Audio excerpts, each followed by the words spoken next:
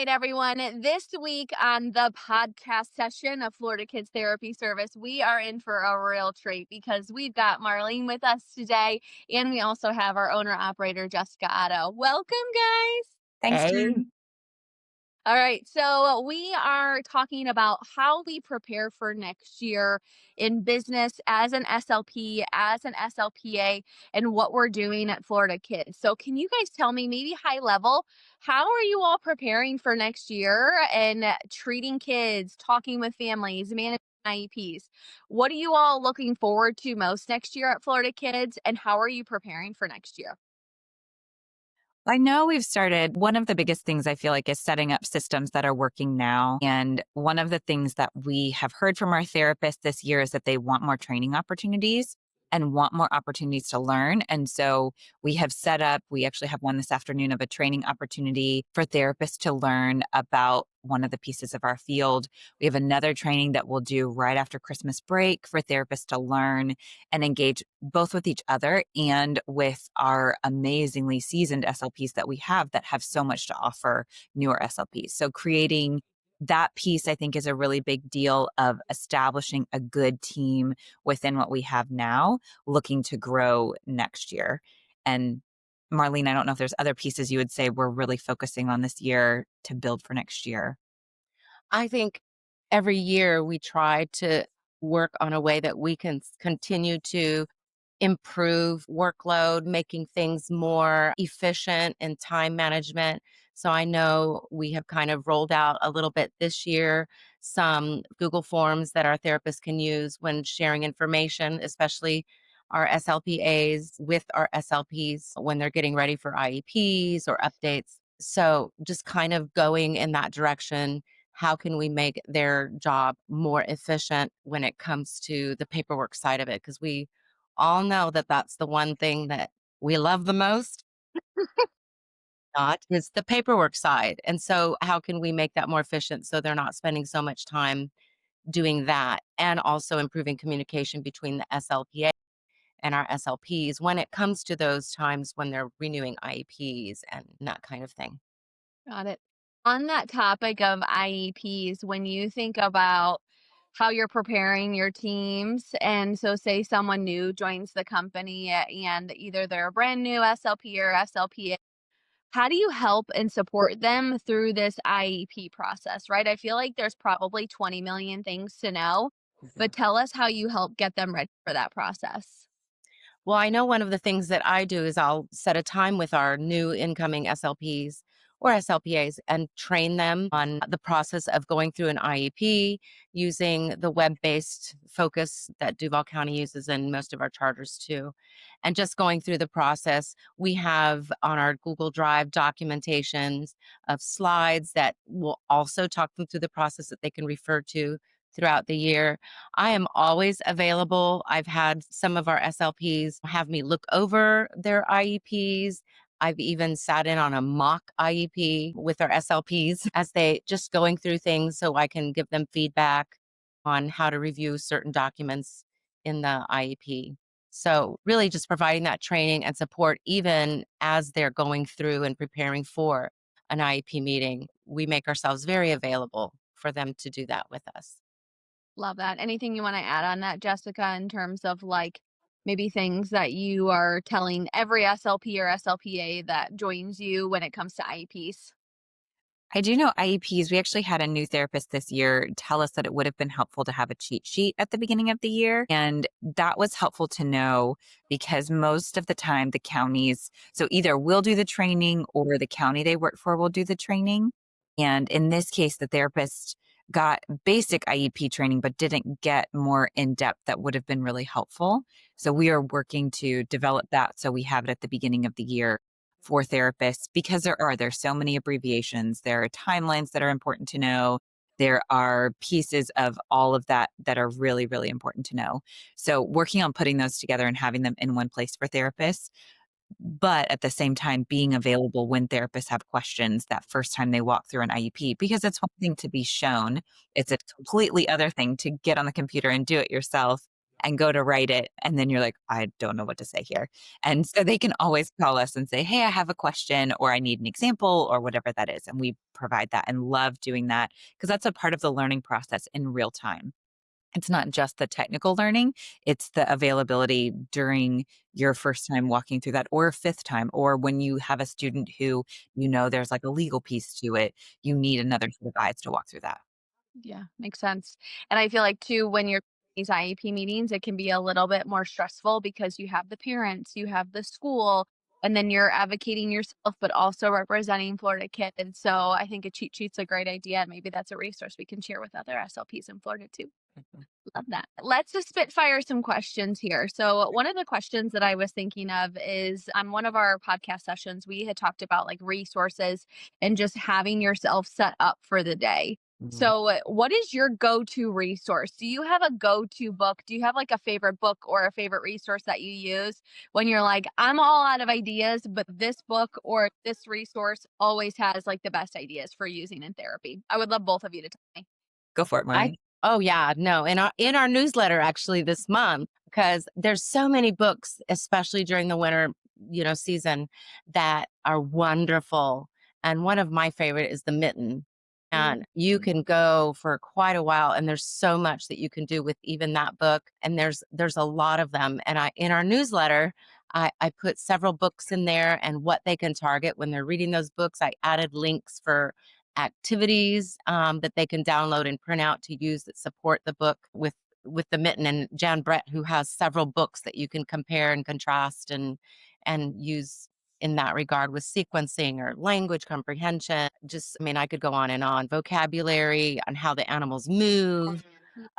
It's so those are wonderful ideas that you can just roll from one to the next therapy session. Also, too, do you ever use mittens in Florida?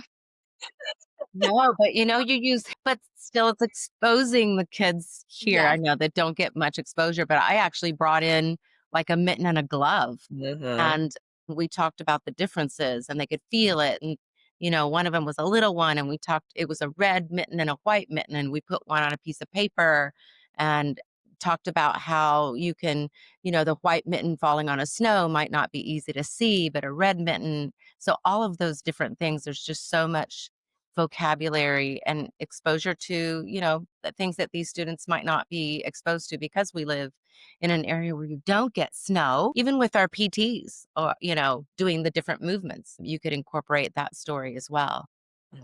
A wealth of knowledge. Jessica, you have a go-to book or a go-to resource that you're like, this is my jam all the time when I'm doing therapy or feel like I've run out of ideas for the day? I know. I feel like I go through things and I'll have things for a couple months and then I change and then I change. I've been carrying around a deck of cards lately, and that's my big like I love to have a deck of cards. You can play memory with it, you can play go fish with it, you can teach the kids a more complicated card game. There's so many different pieces in cards that envelop like turn taking and being able to tell the differences between the symbols on the cards and the colors and the rules of different games and how you follow those and keep track of score, learn to negotiate winning and losing, and having that as a resource for engaging with talking as well. I personally love cards and played recently with a group of students and realized all the pieces that were in that card game and the reality of like they had never played this card game before. They had no idea how to play the card game, how to ask the questions, how to even look. They didn't know the names of the different cards, and they were like, well, this is a K. And I'm like, a K, a king, and realizing that there's pieces of that. And not that everybody needs to play cards, but they do need to know basic turn taking. And so often because kids are on screens, they're not playing cards. And I want them to get that experience of learning to play cards because you'll be stuck somewhere without electronics and internet, and you need to know how to play cards. Agree with you and screens and video, like cards and Mhm. like, you wait your turn while the other person is thinking about how they want to move the card. So definitely for those of you listening, this is a great resource of the mitten book. We'll put it in the comments. And then also just as simple as the game of cards. Also shout out to Old Maid because we loved Old Maid as a kid. That was one of my favorites with my grandma. Tell me if there was like one piece of paperwork that you could eliminate forever. Like, don't ever make me fill this out again as an SLP. What would it be? Hmm. That's a hard So one. I have come to appreciate the process of writing notes. After years and years of being in the profession, I can tell you that I actually appreciate writing notes because it makes you think about the student or the child that you're working with, and it makes you engage that critical thinking process of what you want to work on next with them. I do early in my career, I would have said soap notes would have been the thing I wanted to get rid of. Absolutely. And now I see the value of progress reports because parents get information and updates about their student. I see the value of SOAP notes. There are a couple of pieces of the IEP that feel very redundant to me. I would probably get rid of those. I would make our IEP like 3 pages. Here's what we're going to do. Here's why we're going to do it. Does everybody agree to this? Does anybody have questions? And that would be the end of the IEP if I could make it that way. I agree with that because I was thinking, the other components, like you said, the SOAP notes, the progress reports, evaluation reports, those are all kind of needed components that while we may not love them, they're very beneficial in the information that they give us so that we can drive the therapy. But you're right. There are some components of that IEP that I'm like, why? Mhm. Or redundant information. So yeah, definitely I think that we could, if it were up to us, kind of shrink that IEP a little bit more. Love For it. sure. When you know, with these IEPs, you are working with families, and one of these Spitfire questions, which doesn't have to be a fast answer. What do you wish families knew about maybe working with you in general throughout the speech language process and working with their child? What do you wish they knew? Maybe like coming to you, right? So if somebody's signing up for services, they probably needed the services yesterday. We live in the instant gratification world where you want things done ASAP, right? Like, I want to fix my kid and make sure that his stutter's gone or do X, Y, and Z. What do you wish that parents knew about this process of working with a speech language therapist? There's two things I would probably right off the bat say I wish parents were more aware of. Don't wait. If you think that your child has a difficulty, don't wait. Just get them evaluated. It's better to know earlier than later. The therapist can always say, no, they're fine. And then, they can have that peace of mind. But if they need intervention, the earlier the better.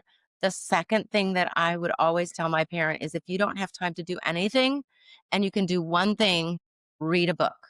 Read a book with your child. I think that especially with technology now, that has really, I mean, and it was an issue before, but now with technology, I feel like kids are not opening books or being read to. And that is research shows how much language a child can develop when they are being read to or reading a book. It doesn't have to be complicated or fancy. I always told parents, because they're like, we don't have time. They won't sit down. I'm like, right before bed, it's either you fall asleep or a mom can read you a book or dad can read you a book. Chances are they're going to choose to have that time instead of Right. having to go to bed where mom or dad is reading a book because that gives them a little bit more awake time. Plus, it's quality time with your child. There's language going on.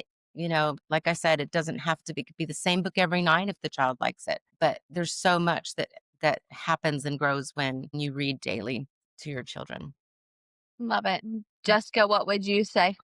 I would say the first thing is when we get a child on our caseload, like we are for that child. We are on their team. We are for that family.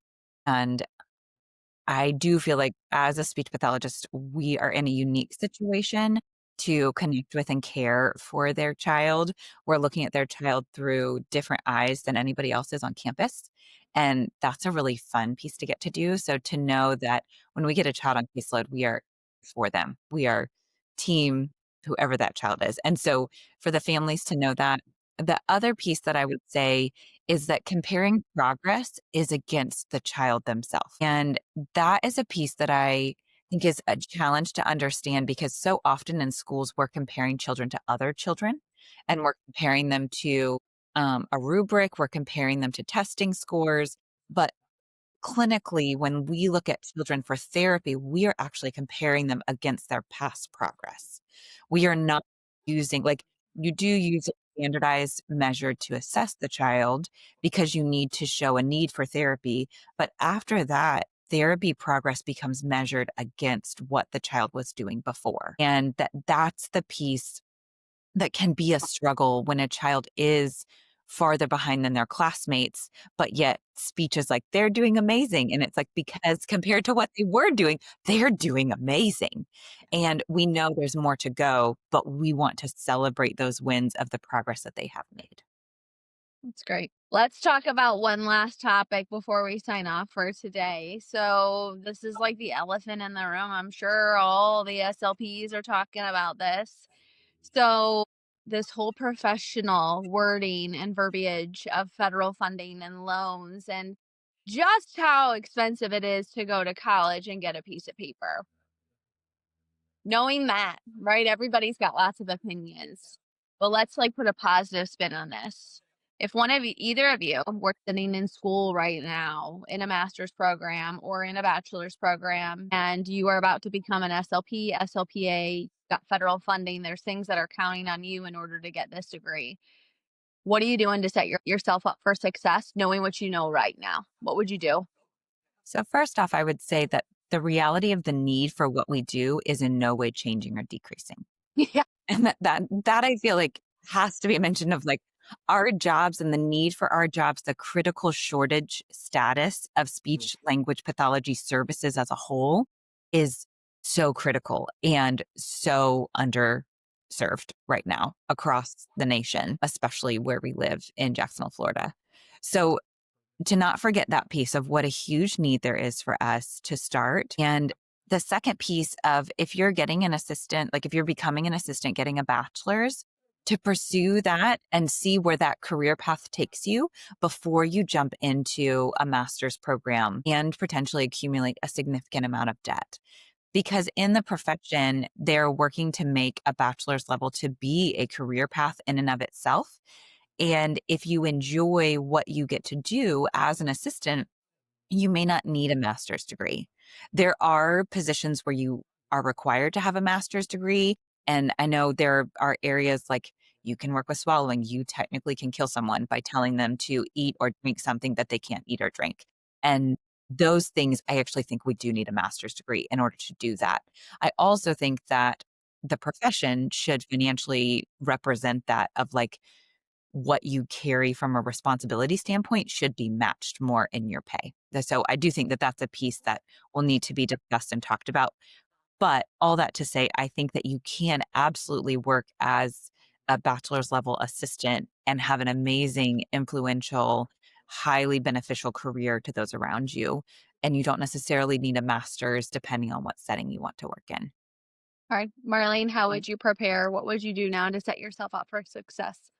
Well, I agree with what Jessica just said. Really know if you love this profession before you decide to go and get your master's. I think your goal, you need to look at what goal you want to do. If you're somebody that really wants to be more independent and start your own, clinic or do your own private practice, then yes, pursuing a master's is the route you're going to want to take.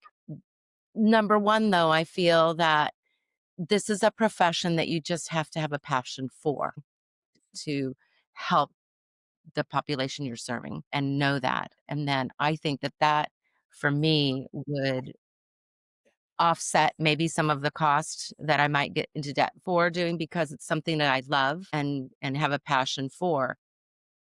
But yeah, it depends on your end goal. I think that if you do want to pursue a master's, you can look at different ways of accomplishing that.